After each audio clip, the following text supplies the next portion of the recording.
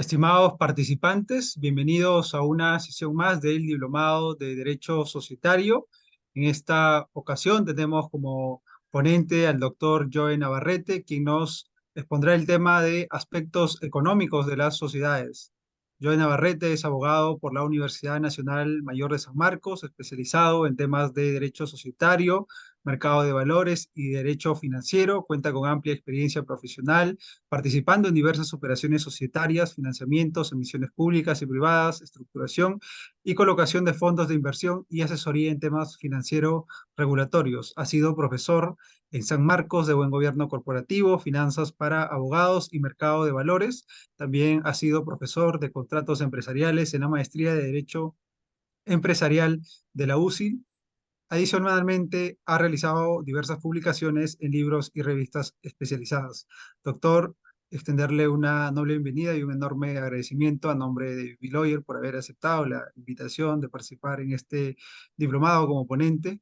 Estamos muy contentos que nos acompañe en este evento y estamos seguros de que será una sesión valiosa, una sesión fructífera para todos los participantes que nos acompañan en estos momentos. Le cedo el uso de la palabra, doctor. Muchas gracias.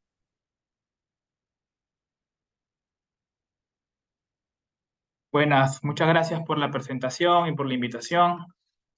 Disculpen que la cámara no la voy a poder poner, sale como activada, pero por algún motivo no la está reconociendo. Así que nada, agradecidos también con los participantes por estar aquí. Así que el tema que se me ha encomendado es verificar todo lo vinculado con, por lo menos lo principal, eh, vinculado con los aspectos económicos de las sociedades y principalmente de la sociedad anónima, que es la compañía, el tipo societario por excelencia digamos, que domina la práctica societaria, ¿no? Eh, digamos, la exposición trata justamente de eso, ¿no? De temas económicos, entonces no, no está pensada digamos, en tratar algunos artículos de la ley de sociedades de manera correlativa, porque como veremos, los artículos de la ley de sociedades sobre temas económicos están desperdigados por toda la ley de sociedades, sino que la presentación es básicamente como tema, ¿no? Entonces vamos a ir saltando de norma o de artículo en artículo, agrupándolos en temas. Lo primero que hay que chequear o recordar básicamente es que las compañías, las sociedades en general, y las sociedades anónimas en particular, tienen una vocación de ánimo de lucro, ¿no? Eh, y adicionalmente en el sistema peruano y en general en todos los sistemas son compañías que realizan actividad económica, ¿no? Actividad económica de variada índole, ¿no? Productiva, comercial, importaciones, inversiones y demás, ¿no? Pero el ánimo de lucro en la sociedad anónima, al menos es lo que domina el interés de los socios, ¿no? Es justamente por lo que ellos se reúnen de manera principal. Eh, es verdad que recientemente, al menos como modelo, se ha implementado en el ordenamiento jurídico peruano, un poco viendo las experiencias de otros ordenamientos, las sociedades de beneficio, ¿no? Las sociedades de interés compartido y demás, que tienen otros fines adicionales a los fines netamente lucrativos, ¿no? ¿No? Todo esto en línea con ya una creciente y de larga data filosofía sobre que la compañía debe tener objetivos adicionales al lucro.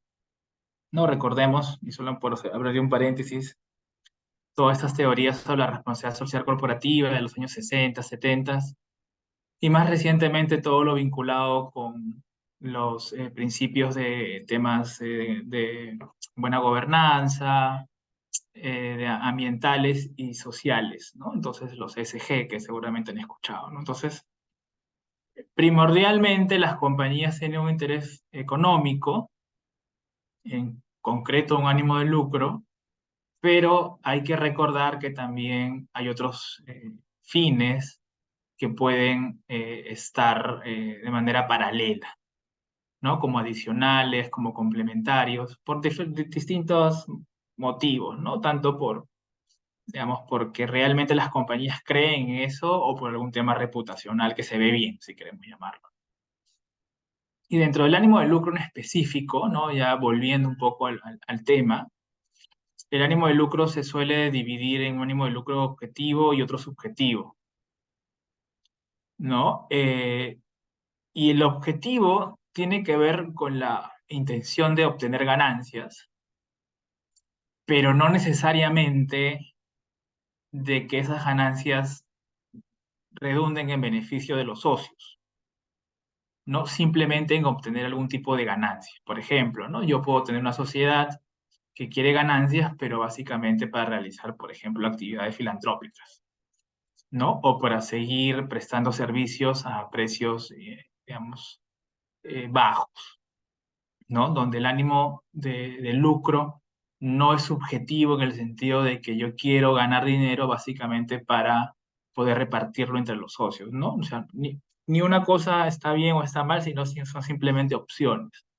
No, pero el ánimo de lucro se suele dividir en esos dos tipos, ¿no? Entonces, pueden haber compañías que son justas estas, las que yo les comentaba, que realizan la actividad económica, tienen ganancias, pero tienen otros fines sociales, ambientales, de buen gobierno corporativo y demás, y sociedades que simplemente tienen ganancias con la intención de que puedan incrementar el patrimonio de sus socios, ¿no? Entonces, tengamos en cuenta eso y de lo que vamos a hablar principalmente durante esta hora es sobre el ánimo de lucro subjetivo, ¿no?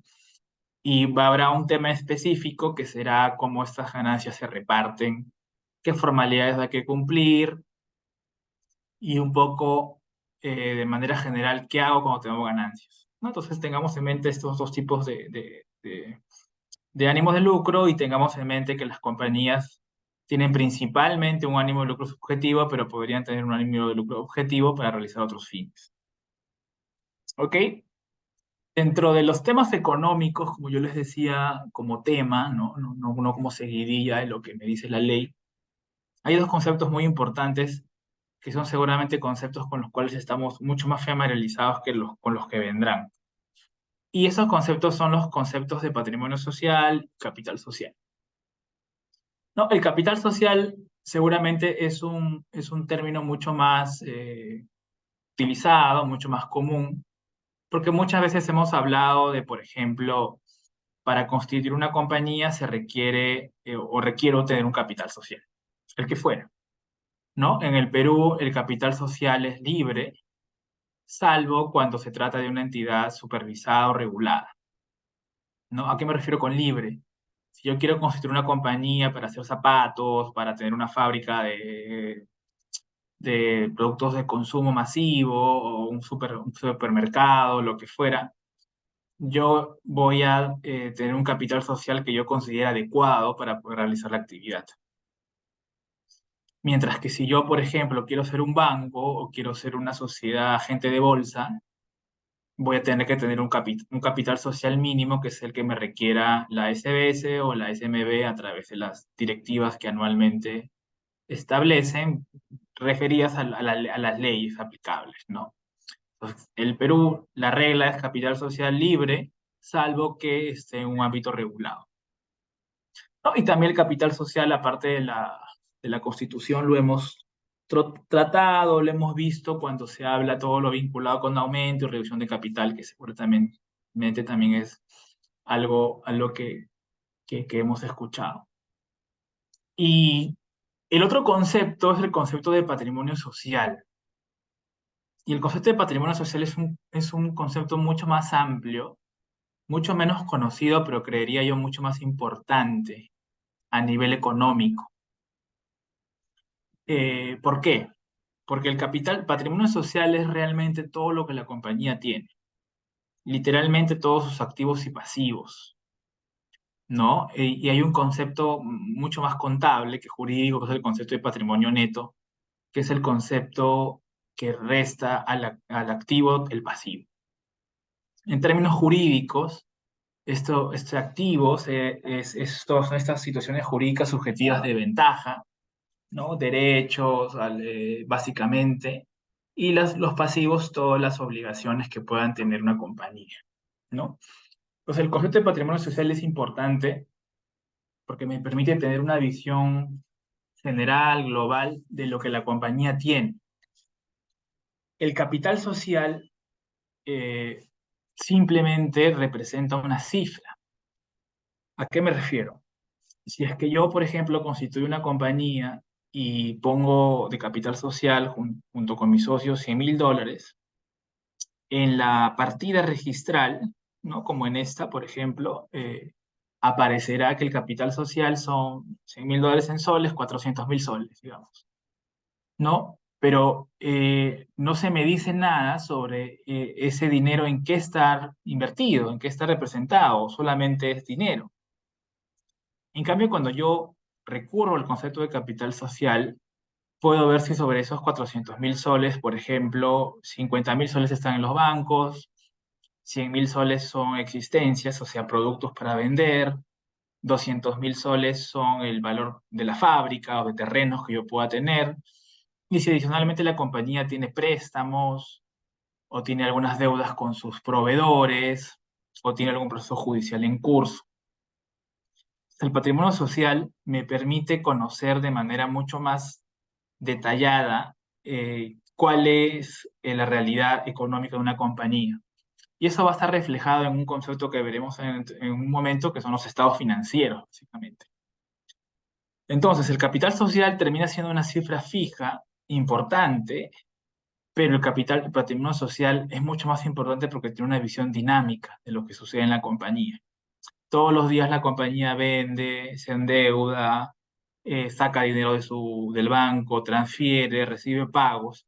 Y toda esa realidad económica subyacente a la compañía no se ve en el capital social, porque el capital social está inscrito en registros públicos. Y dentro de los principios del capital social es el principio de estabilidad, que implica que para cambiarlo yo necesito hacer un procedimiento formal, que en el Perú básicamente representa una modificación de estatutos, que representa hacer una escritura pública y su posterior inscripción. Sin embargo, el patrimonio social varía día a día y se manifiesta en las cuentas contables, que tiene a su vez su reflejo en un estado financiero. Entonces, el capital social y el patrimonio social son dos conceptos importantes, pero a nivel de realidad económica, el concepto de patrimonio social va a estar reflejado principalmente en los estados financieros. Es un concepto mucho más importante porque me permite conocer la realidad económica de la compañía, ¿no? Por ejemplo, aquí hay un estado de situación financiera, que es lo que antes se conocía como balance general. Sea, yo puedo darme cuenta en un estado financiero cuáles son las composiciones de las cuentas de la compañía, ¿no? Por ejemplo, que esta compañía tiene 100.000 soles, 10.000 soles, perdón, en caja, tiene clientes que le den por 45.000 soles, tienen inventarios en 80.000 soles, tiene cuentas por pagar, tiene acreedores, proveedores y demás. Entonces yo voy a poder conocer el estatus de una compañía a nivel económico justamente cuando veo sus estados financieros, que el reflejo netamente jurídico es el patrimonio social, ¿no? ¿Por qué? Porque por ejemplo, el dinero que está en el banco tiene un reflejo seguramente en un contrato de cuenta corriente o un contrato de depósito o un contrato de cuenta de ahorros. Un edificio tendrá un reflejo en un contrato de compra-venta o algún tipo de documento de adquisición y en una inscripción registral, ¿no? Entonces, toda cuenta contable debería tener un reflejo jurídico, y ese reflejo jurídico del título, del origen, del derecho o de la obligación, es lo que termina representando el patrimonio social como un todo. ¿Ok? Entonces, cuando nosotros nos acercamos al fenómeno jurídico de las sociedades y las sociedades anónimas, hay que tener en cuenta que no solamente deberíamos manejar conceptos netamente jurídicos como contrato,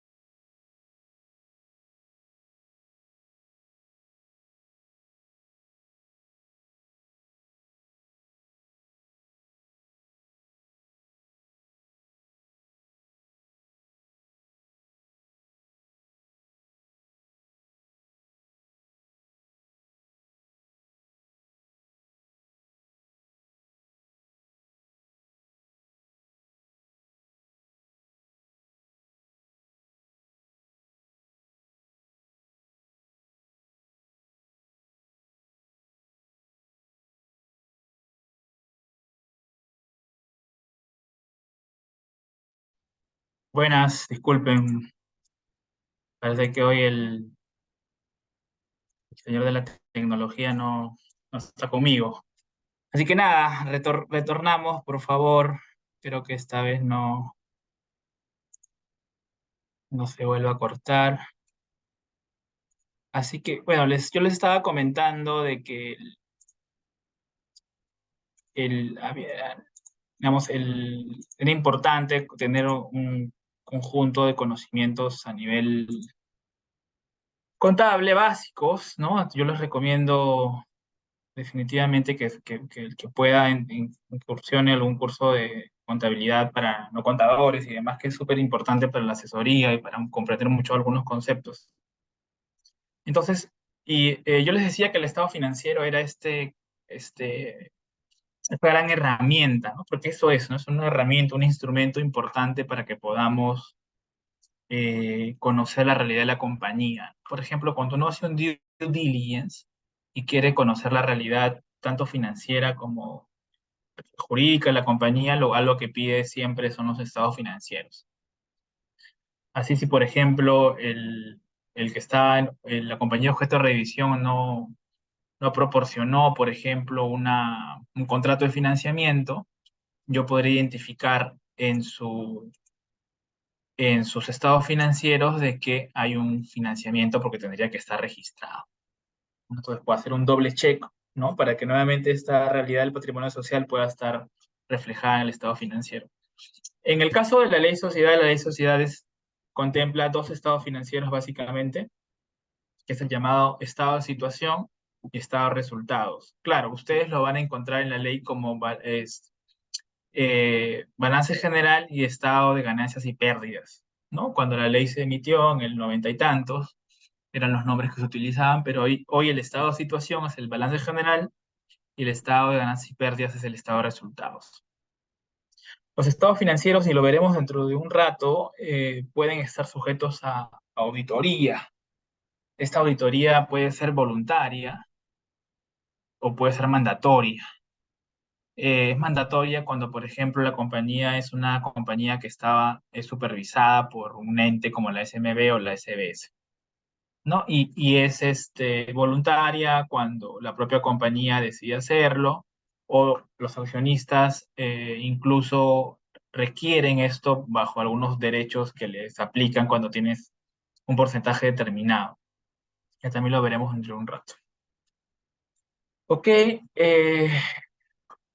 otro concepto, digamos, recapitulando, ¿no? Yo tengo las compañías que pueden tener, que digamos, tienen ánimos de lucro, el ánimo de lucro puede ser objetivo, subjetivo. El subjetivo es este que tiene como intención valerse, distribuir las ganancias como principal objetivo y el ánimo de lucro objetivo es este en el cual si bien genero ganancias no necesariamente las reparto, puedo utilizarlas para otros fines. Dentro del concepto más inmediato de los temas económicos está el concepto de capital social, que son todo lo que uno aporta para poder resolver la actividad. El capital social en el Perú es libre, salvo que sea una entidad supervisada o regulada. Y el otro concepto importante es el patrimonio social, porque es el reflejo de todas las relaciones jurídicas que la compañía tiene con consumidores, proveedores, clientes, accionistas, ¿no? Y demás. Eh, Y todo esto tiene un reflejo contable en lo que son los estados financieros, que la ley de sociedades contempla dos, que es el estado de ganancias y pérdidas y el balance general, hoy por hoy estado de resultados y estado de situación. Si uno va a un sector regulado, encontrará que hay otros estados financieros adicionales que por cuestión de tiempo y un poco de la materia no trataremos, ¿no? Pero existen otros como el flujo de efectivo o cambios en el patrimonio neto que son los más importantes. Luego otros conceptos también importantes en temas económicos es, claro, no siempre estas ganancias se dan, ¿no? Podrían ver supuestos en los cuales hayan pérdidas. La ley de sociedades a las ganancias les llama beneficios, ¿no? En general.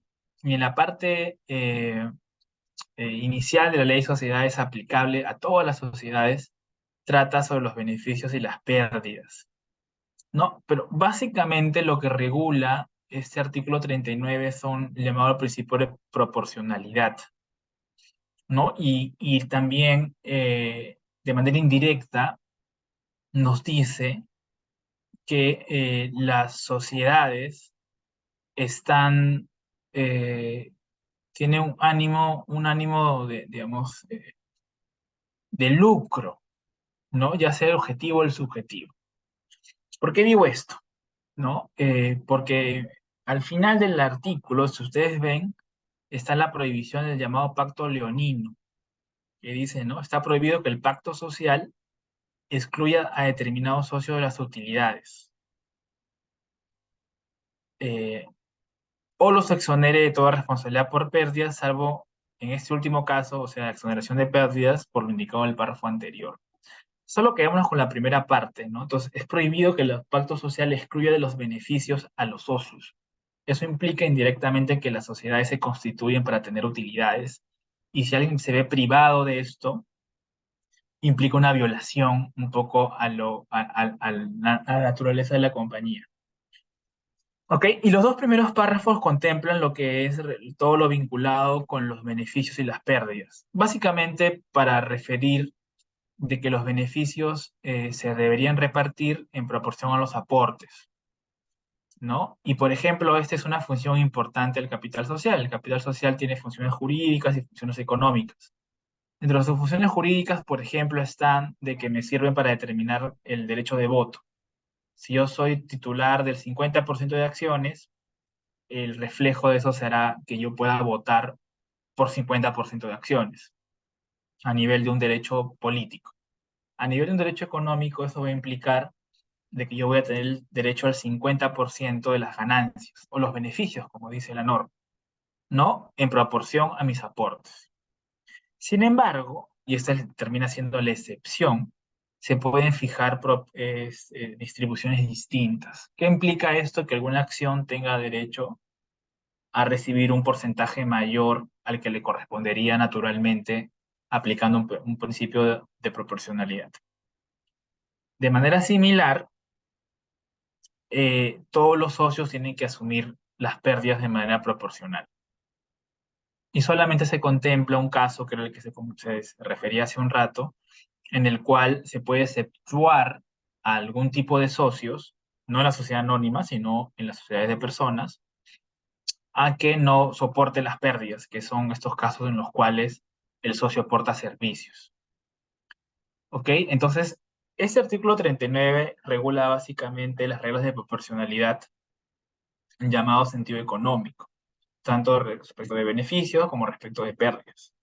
Beneficios según sus aportes, salvo a panto el contrario. Pérdidas según los beneficios, salvo a panto el contrario.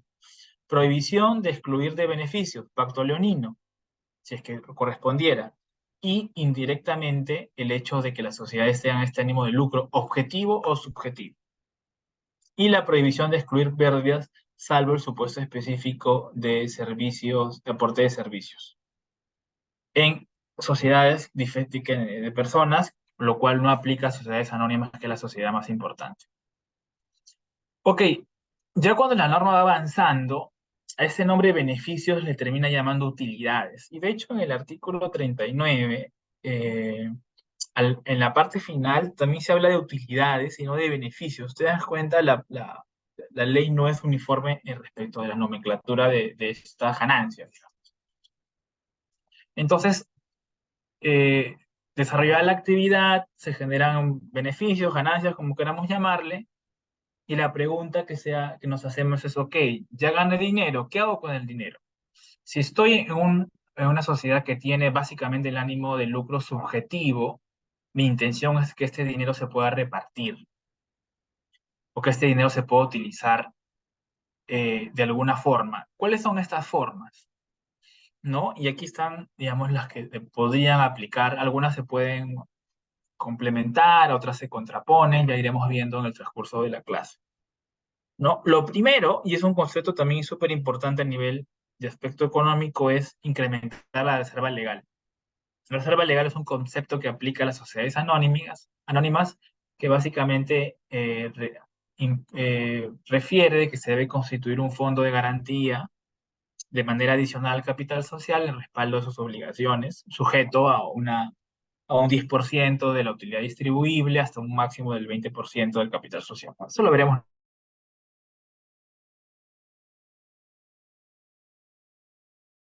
luego.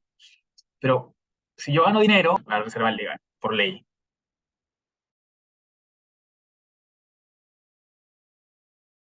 Podré repartir las utilidades también. Estarán reflejadas en lo que se llama el dividendo.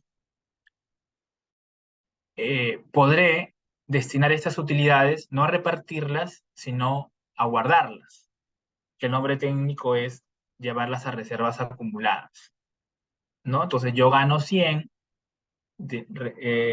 destino una parte a la reserva legal, destino otra parte a repartirme el dinero y la otra parte la guardo. Y se genera una reserva acumulada para lo que yo quiera. Podré repartirla a futuro, podré capitalizarla y demás. Otro destino también inmediato o sucesivo es que yo pueda capitalizar las utilidades. Imaginemos que tengo el capital social de 400 y este año gané 100. Entonces decido estos 100 capitalizarlos y el capital social ya no será 400, sino será 500. Ahora, técnicamente, ganar 100 y sobre estos 100 hacer todo lo anterior que he dicho. Incrementar la reserva legal, que es una obligación por ley, salvo que esté completa, repartir utilidades, destinar a reservas acumuladas y capitalizar. Para poner un ejemplo sencillo. La ley me dice que el 10% de la utilidad distribuible va a reserva legal. Entonces, si yo tengo 100 de ganancia, tendré que destinar 10 a la reserva legal. Ok, me queda 90. Podré repartir 30 de utilidades, me queda 60. Podré destinar 20 a las reservas acumuladas, me queda 40, y podré capitalizar 40, con lo cual mi capital social varía de 400 a 440. ¿Ok? Entonces son destinos que se pueden ir dando de manera eh, simultánea, sucesiva, incluso podría hacerlo esto de una sola vez, y esa sola vez es la junta obligatoria anual, o sobre algunos conceptos poder hacerlo en el largo del ejercicio, ¿no? Del siguiente año. Sin embargo, si hubieran habido pérdidas, o sea, si es que yo hubiera perdido dinero el año pasado, por ejemplo, en el ejercicio anterior, existen algunas obligaciones de compensación antes de pensar en hacer todo esto. Tiene sentido, ¿no? Si yo, por ejemplo, gané 100, pero el año pasado perdí 50, para garantizar la solvencia de la compañía, tendré que destinar estos 100 a compensar primero estos 50. Entonces, la ley, en apretada síntesis, me dice lo siguiente, ¿no? Primero, que las utilidades solo pueden hacerse si hay un estado financiero preparado,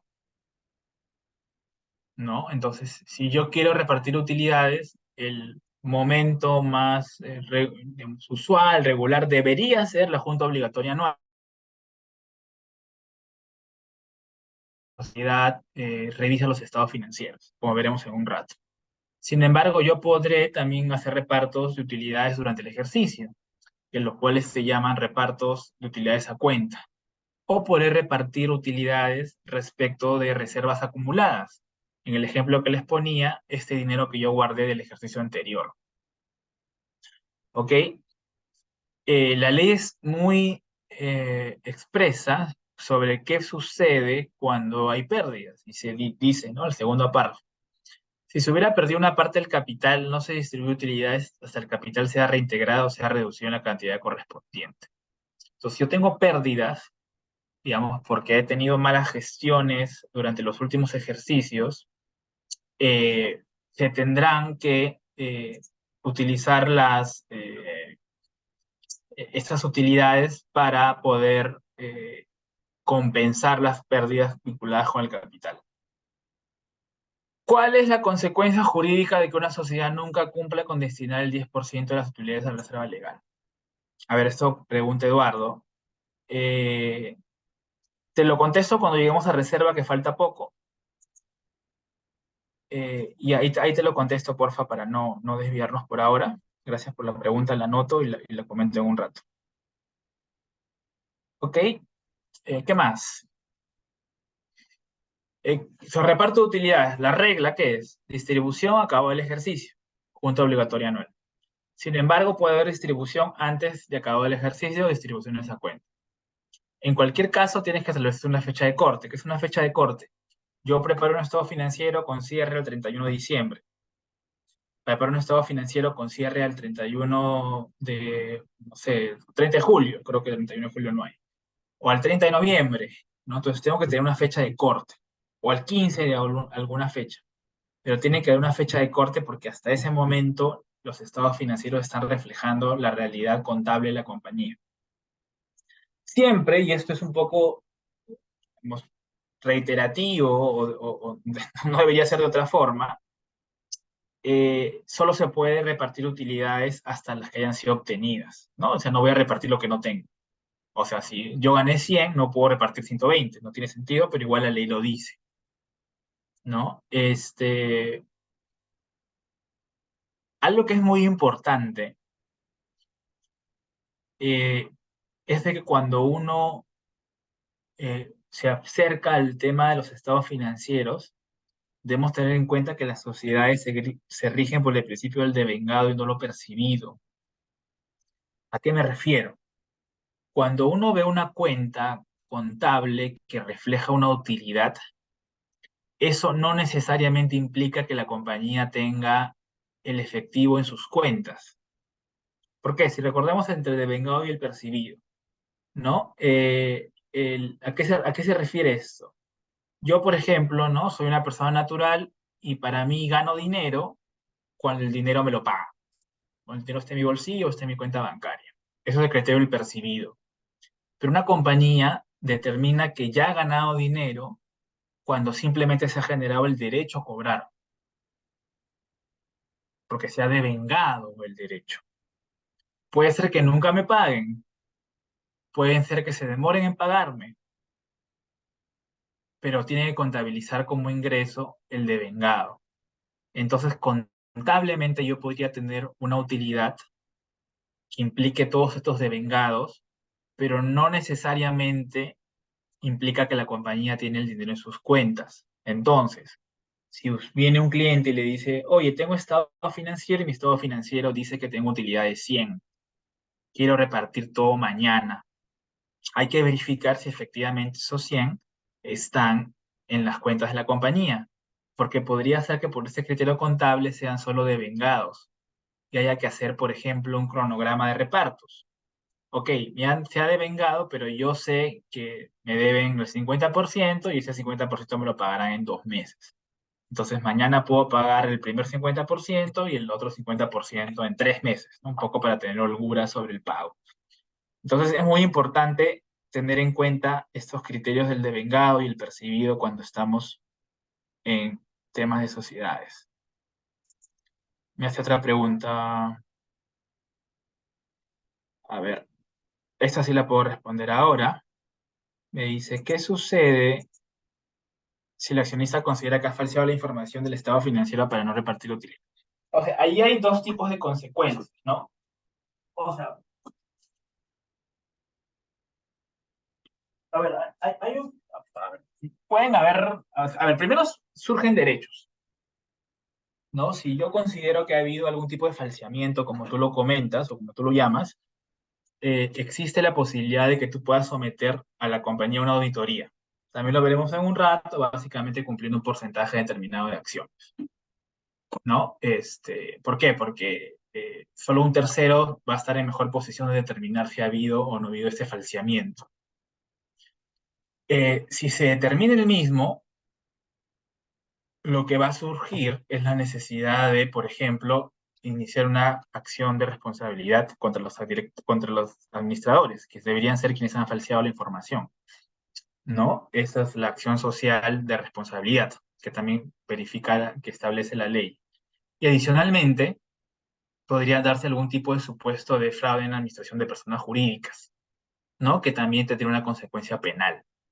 Entonces yo tengo una forma primero de verificar o tratar de verificar que efectivamente ha habido un problema, se ha falseado la información o demás, Y luego tengo acciones de responsabilidad contra los responsables, tanto a nivel societario, civil, como a nivel penal. Ok, sigamos. Esto lo voy a pasar, esto también, esto también. Igual va a estar va a estar en la, en la, en la diapositiva que les voy a compartir. No, ahora, un tema importante a nivel de reparto de utilidades y demás es el vinculado con algunas acciones que no tienen derecho a voto, ¿no? Pero que tienen un dividendo, lo que se llama el dividendo preferente, ¿no? Entonces, estas acciones cambian un poco su derecho político por la preferencia en el reparto de dividendos. Y por eso la ley dispensa un artículo específico donde dice que si hay utilidades distribuibles, la sociedad está obligada al reparto del dividendo preferencial, sin necesidad de un acuerdo adicional de la Junta.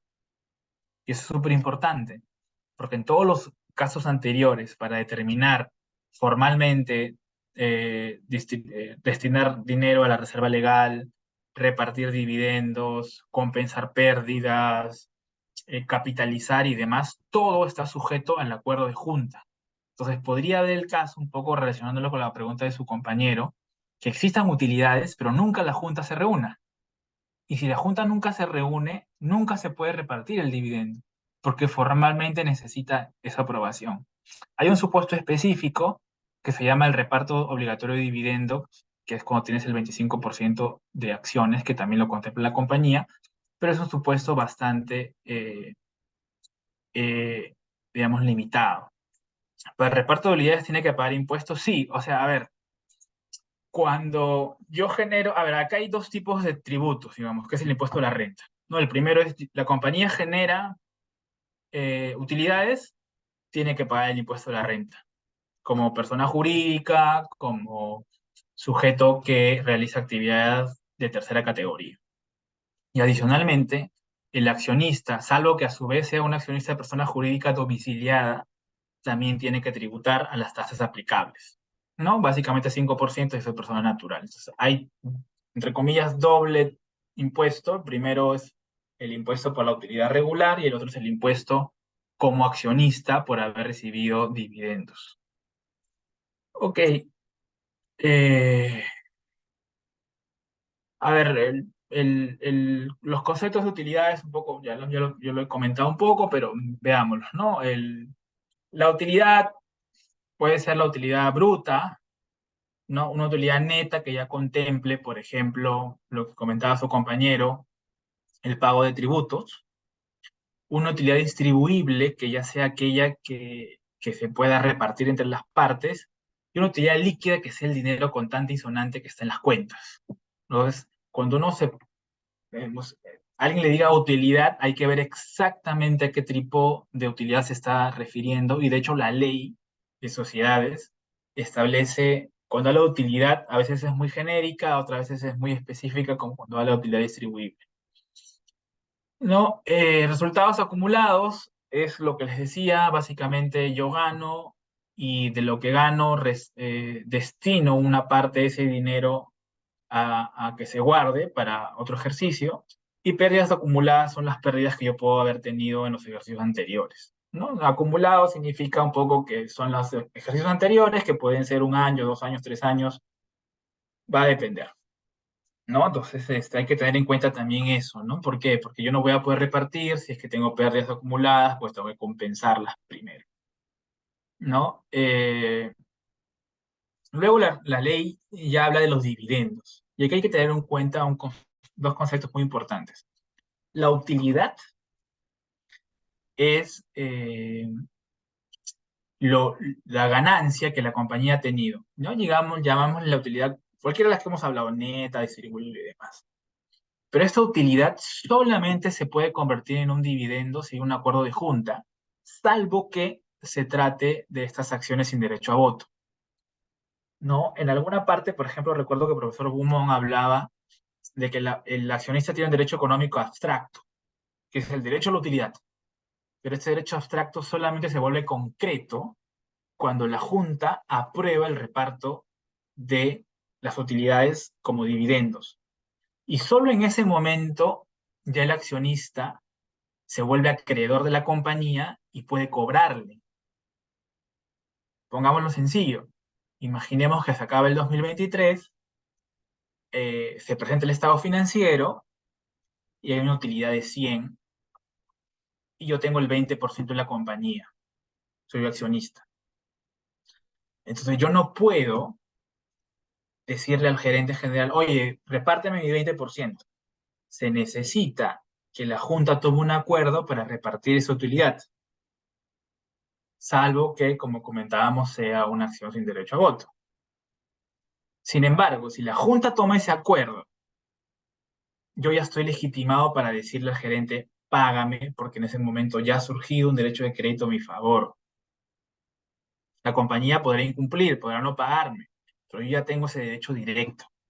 En el primer escenario, antes que la Junta apruebe, yo tengo un derecho abstracto. Puedo solicitar que se reúna la Junta, puedo solicitar que se aprueben, un poco lo que puedo pedir algún tipo de auditoría para que se revisen que de verdad habían o no habían utilidades y demás, pero mi derecho queda allí. En cambio, cuando ya sea aprobado, tengo un derecho concreto, directo de poder cobrar.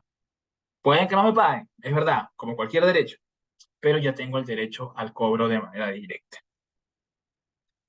Ok, solo aquí un poco para perfilar lo que hemos estado comentando, yo les decía que pueden haber estos repartos de dividendos a cuenta, y los dividendos a cuenta necesitan que haya una aprobación del directorio o del órgano de administración. Recordemos que la sociedad anónima cerrada, si no hay directorio que cumple esas funciones, es el gerente general. Ok, luego acá hay unas normas de pérdidas, o sea, cuando hay pérdidas, ¿qué sucede? Básicamente, para resumir, porque estamos un poco en el tiempo y son varios temas aún, eh, surge acá están, son tres, cuatro artículos, así que quien quiera luego dar una mirada más profunda, lo puede hacer. Lo primero es que si es que hubiera alguna situación que hay una pérdida de la mitad o más del capital, el directorio tiene que convocar a la junta e informar. ¿Ok? La segunda situación es que si ya las pérdidas fueran más del 50% y hubiera pasado un ejercicio, o sea, un año, eh, se tendrá que hacer una reducción de capital obligatorio para compensar esta pérdida. Y el tema más importante y el más grave, obviamente, es cuando las pérdidas han alcanzado tal magnitud que han reducido el patrimonio neto a una cantidad inferior a la tercera parte del capital pagado. ¿Ok? ¿Esto por qué? Porque esto sí activa una causal de disolución. Y la causal de disolución genera que la compañía puede entrar en una situación de irregularidad. ¿Ok? Para poner un paréntesis un poco grande, la disolución es, digamos, una situación en la cual la compañía debería iniciar un procedimiento de liquidación de sus activos para pagar sus deudas y también cobrar a sus acreedores. La disolución tiene varias causales, no todas son económicas. Algunas son por acuerdo, porque ha vencido el plazo, porque no recuperó sus prioridades de accionistas. Pero la más importante posiblemente sea el tema de pérdidas vinculado con el tema que estamos viendo. Algunas pueden ser subsanadas, otras no. Y de hecho, en el Perú, usualmente cuando una compañía cae en pérdidas, los socios no suelen seguir el procedimiento de disolución y liquidación y demás, sino que simplemente dejan la compañía abandonada, ¿no? Y de hecho, hace un tiempo salió unos reglamentos de SUNAT, a efecto que estas compañías que no tengan actividad durante un plazo determinado puedan ser excluidas del registro público. ¿Ok? Eh, el régimen de resolución y pérdidas y demás se complejiza cuando las compañías ya están supervisadas por la SMB o la CBS, porque incluso allí incluyen otros regímenes como regímenes de intervención, por ejemplo. Hemos visto hace poco que algunas cajas han sido afectadas y la SBS ha intervenido, o alguna financiera, ¿no? Entonces, siempre recordemos que la ley de sociedades es el marco general, pero cuando uno está ante una compañía que tiene una regulación específica de SBS o SMB, principalmente habrá que ir a la normativa especial para poder verificar exactamente cuáles son las consecuencias de las pérdidas y demás. No, incluso también hay, antes de esto, también hay un artículo que les he citado sobre algunos tratamientos de utilidades y demás, ¿no? Que son de fácil lectura, así que para poder terminar los temas, se los dejo ahí para que ustedes los chequeen. La junta obligatoria anual es este momento que yo les comentaba en el cual, por naturaleza, eh, a ver, esto es pertinente, voy a tratar de resumir. Disolución y liquidación societaria y concursal. A ver, la societaria está regulada en la ley de sociedades, la concursal en la ley, en la ley concursal. Las societarias tienen todos estos supuestos que yo les decía, ¿no? Acuerdo, falta permiso del plazo, hay pérdidas y demás. No todas son económicas, algunas pueden ser distintas o son distintas, de hecho. En el caso de la concursal sí son básicamente económicas, ¿no? ¿Por qué? Porque ha vencido un plazo sin que sean 30 días, sin que se hayan pagado las deudas, ¿no? Están básicamente vinculadas con que no puedo pagar mis obligaciones. En el caso de la concursal, esta puede ser iniciada por el acreedor o por el deudor, y la ley concursal genera un conjunto de consecuencias importantes para proteger el patrimonio, que son, por ejemplo, que nadie más puede cobrarle, que no se generan intereses, que no se pueden trabar nuevas medidas, si existe el periodo de sospecha, que un año antes de la publicación del concurso, los actos pueden ser declarados ineficaces. Entonces, hay un régimen de protección mayor. En la ley de sociedades, si alguien entra en una solución de liquidación societaria, eso no aplica. Simplemente te podrán seguir embargando, te podrán seguir cobrando, los intereses siguen generando y demás. Entonces, la concursal tiene un rol mucho más tuitivo, ¿no? Para ponértelo en grandes rasgos. Una societaria puede acabar rápido, cuando es una concursal entra a tallar la junta de acreedores, que reemplaza como órgano principal la junta de accionistas, por ejemplo, ¿no? Y se tardará algunos meses o posiblemente hasta años, ¿no? Okay, es una pregunta muy pertinente, pero lamentablemente escapa poder, vamos, comentar todo. Y lo que te digo, te diría que es lo principal. Eh, como llego a una u otra, usualmente la concursal, más que llegar, me llevan a mí, ¿no? Porque alguien me cobró, no le pagué y me lleva in the copy, como se dice, y la societaria es la que yo decido emprender si soy diligente, ¿no? Principalmente.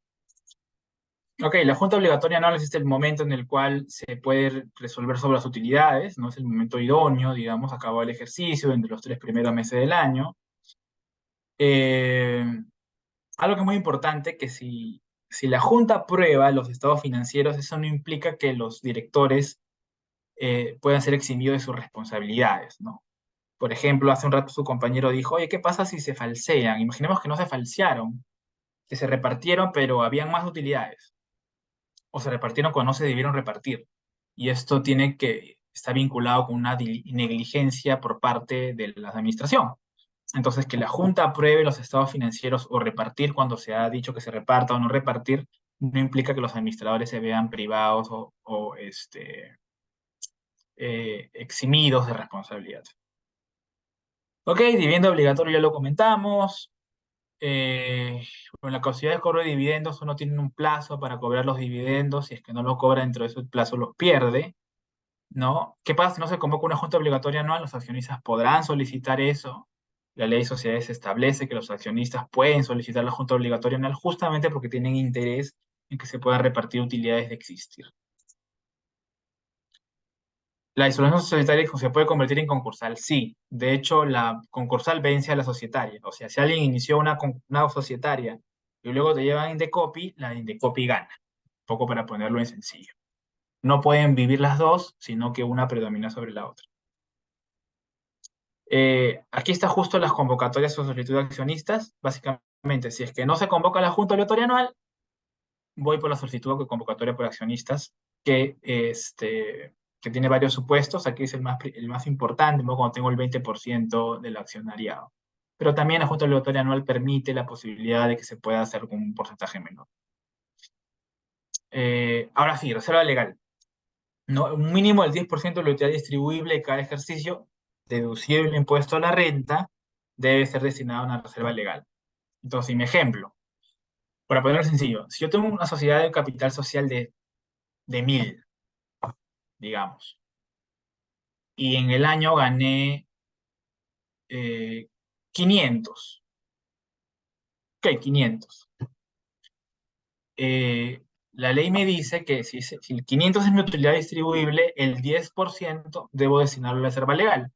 Entonces, en el ejemplo, del 550 se va a mi reserva legal. ¿Ok? Entonces, tendré una sociedad con capital social de 1000 y una reserva legal de 50. Sin embargo, la ley me dice que el límite de la reserva legal es el 20% del capital social, o sea, de 1000 sería 200. Entonces, el siguiente ejercicio tendré que hacer la misma operación y destinar un importe al capital social, perdón, a la reserva legal, hasta que esta reserva legal se complete por 200. Entonces, en el ejercicio uno, por ejemplo, reservé 50, en el 2 reservaré otros 50, en el tercero otros 50 y en el cuarto otros 50. Una vez que se completó la reserva legal, ya el quinto ejercicio yo puedo distribuir todo porque ya completé la reserva legal. ¿Qué pasa si aumento el capital social?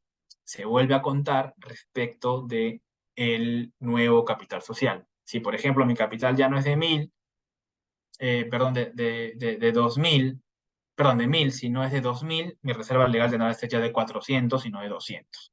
¿Ok? ¿Cuál es la consecuencia de no tenerla? Básicamente en compañías que no están supervisadas, ninguna.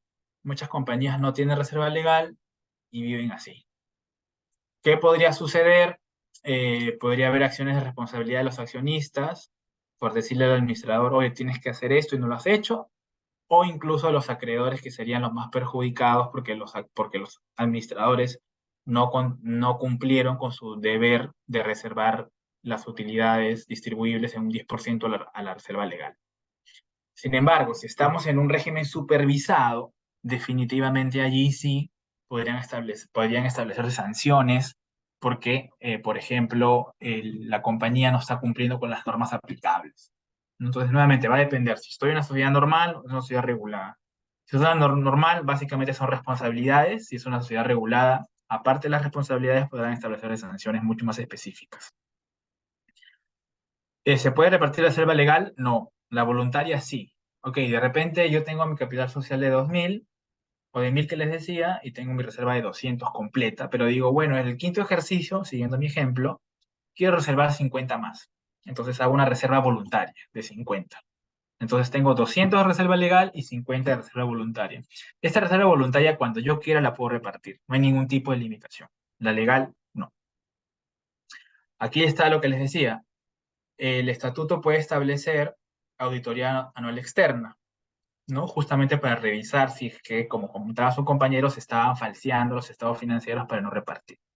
Entonces, la ley contempla esto e incluso contempla la posibilidad de tener auditorías especiales. No sé, yo quiero auditar, por ejemplo, una cuenta determinada, ¿no? Puedo hacerlo. Y aquí están los porcentajes, que son 10% del capital social, y aquí están las, las consecuencias de quién asume los gastos y demás cosas. Entonces, derechos para proteger mi interés como accionista sobre la base de incumplimientos vinculados con temas económicos, auditorías. Porque es un tercero el que se va a encargar de poder verificar esta situación.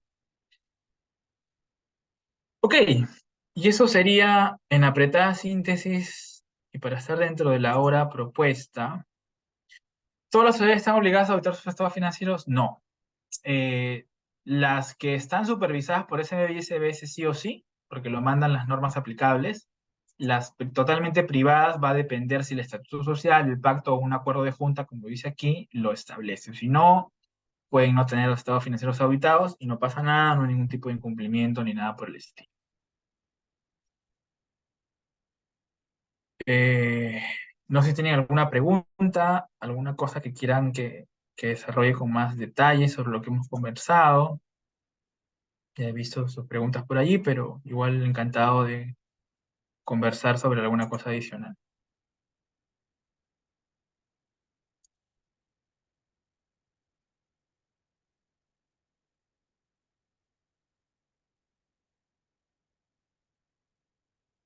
Ok, parece que no. Así que, Muchas, eh, muchas gracias, doctor, por la ponencia. Si alguno de los participantes tiene una pregunta, puede hacer la manita y se le dará el uso de la palabra.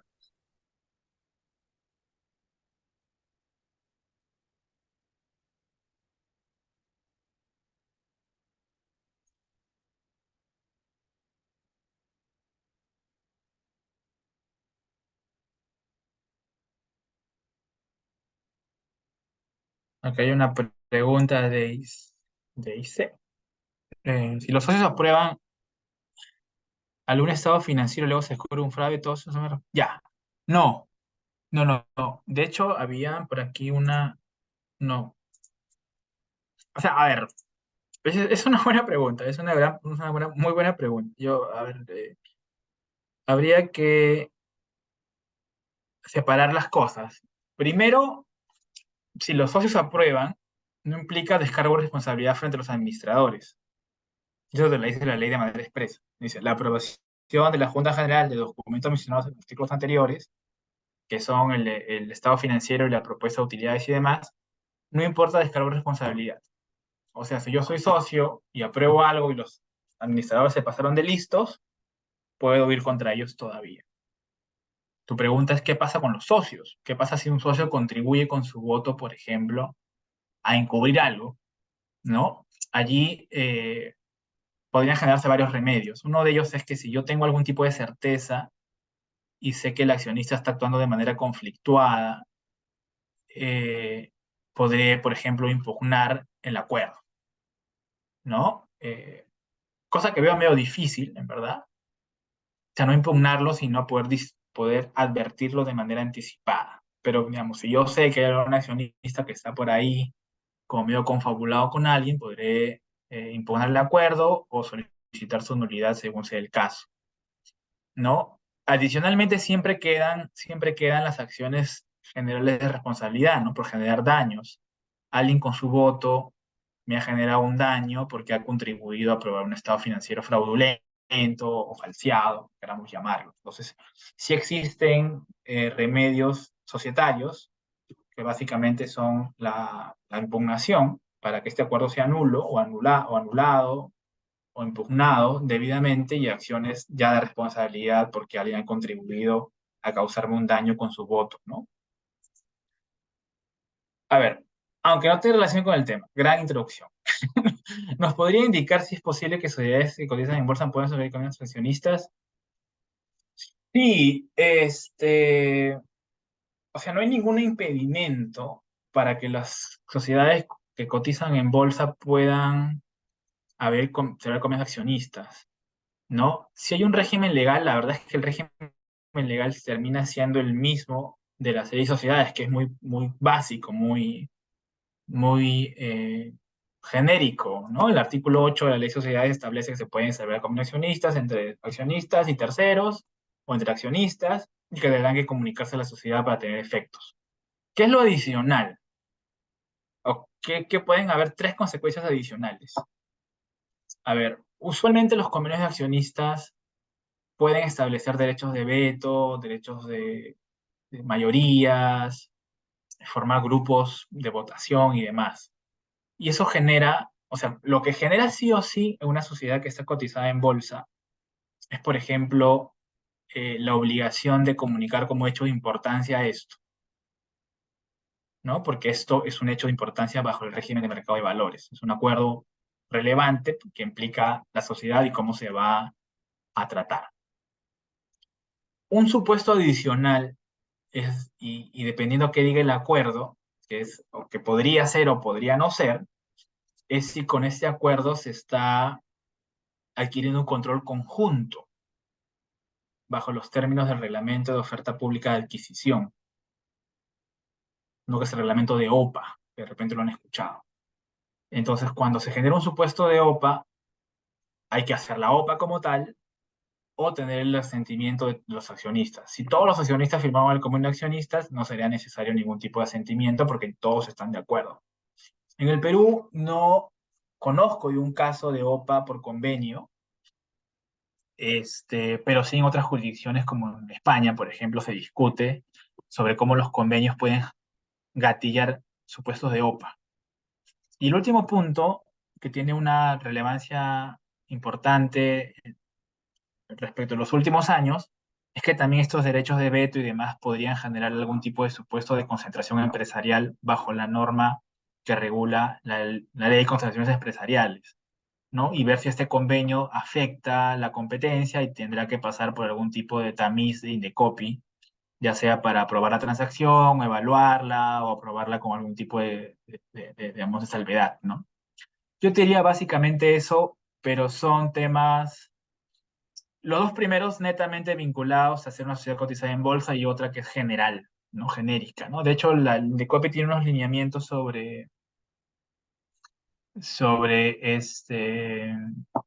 concentraciones y me parece que en alguna línea habla sobre los convenios de accionistas, pero con toda seguridad habla, por ejemplo, de los fideicomisos, ¿no? Y los fideicomisos pueden ser utilizados para ser accionistas, perdón, para ser sindicatos de voto, ¿no? Que también seguro hemos escuchado esa palabra antes. O sea, ahí les recomiendo el que es el libre acceso, entran en Decopi, lineamientos sobre competencia y lo van a encontrar sin ningún tipo de dificultad. César de la Cruz, la única manera de cuestionar el resultado del estado financiero es la auditoría. Pregunto por qué hay accionistas que acuden al Poder Judicial con el estado financiero de pericias contables. Es que, a ver,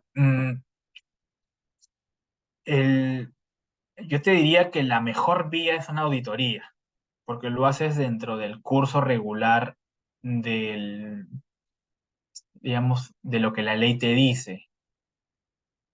Eh, si es que yo, el otro, imagino un poco el caso que comentas, es, ok, yo impugno el acuerdo, voy al Poder Judicial y presento una pericia, ¿no? Pero la pericia termina siendo en algún punto una pericia de parte y habría que ver cómo se termina tramitando, ¿no? O sea, a ver, un poco para ser mucho más directo, cuando alguien tiene un problema con el estado financiero, todo el mundo se empieza a bloquear. ¿A qué me refiero? Los directores, los gerentes ya no te responden, no quieren proporcionarte información y demás. Entonces, el afectado va a tener a grandes rasgos dos vías, el Poder Judicial o el arbitraje, ¿no? El Poder Judicial es mucho más limitado sobre lo que podrías chequear o ver. Posiblemente podrías ir a través de una impugnación de acuerdos y presentar la pericia contable, lo cual es un camino que puede funcionar. Y habría que verificar si efectivamente algún accionista actuó por interés propio y en perjuicio de los demás. Pero si vas por un arbitraje donde el ámbito de discusión puede ser mayor, el hecho de solicitar una auditoría y que te la nieguen o que te la acepten y luego te pongan trabas y cosas por el estilo, sumado a la propia impugnación, pueden hacer lo que yo llamo construir una historia real, ¿no? Una historia a través de cual el accionista pueda demostrar que está siendo violentado en sus derechos, con lo cual las probabilidades de éxito son mucho mayores. Y siempre dentro del ámbito de los mecanismos que te da la propia ley de sociedades, que son, por ejemplo, la auditoría, el derecho de información. De hecho, por acá también yo les he puesto esto. Información, fuera de junta y dentro de la junta. Porque si es que ya la administración empieza a renegar mi información, yo puedo ir ya leyendo de que hay algo medio raro, ¿no? Y estar preparado para una impugnación o estar preparado para algún tipo de proceso judicial o arbitral. Eso te diría, no es la única forma, yo creo que es una de las tantas, posiblemente adecuada, un poco porque está dentro del marco de la propia ley, ¿no? Pero el derecho a la pericia contable no es que sea, no es que esté mal y nada, ¿no? Puede funcionar. No sé, ¿alguna otra pregunta?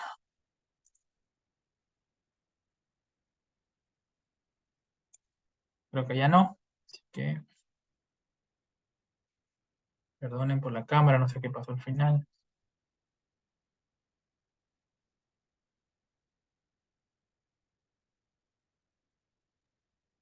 Sí, doctor, muchas gracias por haber respondido cada una de las interrogantes. Han sido respuestas bastante precisas, entendibles. Muchas gracias, doctor, por compartir su conocimiento con nosotros, su experiencia, sus consejos legales. Es muy valioso para todos los participantes. Esperamos que en otra oportunidad nos vuelva a acompañar, doctor. Siempre es un honor contar con su participación de usted como ponente, doctor. Muchas gracias y que tenga una excelente noche. Gracias, gracias a todos, muchas gracias por las palabras, encantado de estar siempre colaborando con la institución. Un gusto haber estado con ustedes, perdonen porque no se pudo poner la cámara, se cortó el internet, así que, pero bueno, avanzamos, así que un gusto y sigan estudiando, estando en estas conferencias que Bill Lawyer siempre ofrece un buen producto para poder estar ahí al día en los temas societarios y con profesores y sobre todo abogados con experiencia, que es súper importante en estos temas. Así que muchas gracias, estamos viendo en otra oportunidad seguramente. Cuídense mucho. Gracias, doctor. Tenga una excelente noche.